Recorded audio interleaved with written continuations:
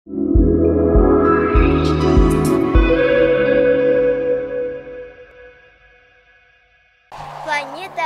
жаратылыш оқмуштудай жана ар түрдүү, бири-биринен айырмаланган дагы көптөгөн жайлар бар. Тоодогу көлдөрдүн коозугунда сөз жок. Ысык көл, асыл таш, бермет же сафирге окшойт. Ар тарабында курчаган идиштей болуп жатат. Күндүн кызып турган топ мунун астында көл ачык көк түсталат. Мунун баары элес.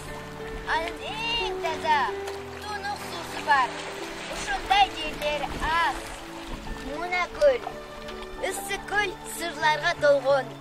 Эгер сиз ага сүзүүнү чечсеңиз, анда күтүлбөгөн нерсени күтөсүз. Көл тайыз көрүнөт. Түп ушунчалык жакын окшойт. Сиз алардын таштарын да көрө аласыз. Ысык көл терең. Суу ушунчалык тунук болгондуктан анын тереңдиги көрүнбөйт. Ысык көлдүн жээги чоң таштар менен сепилген. Суу ар кандай түстүү нурга толгон. Күн ачык болгондо тоо чокулары, курчап турган бак дарактар жана асман күндүн күзгү бетинде чагылгандай көрүнөт. Көлдүн жанына барам. Төмөн толкундар буттарымды чулгап турат. Мен аларды артка ургум келди. Колумду тереңирээк алып, эңкейип сууга түштүм.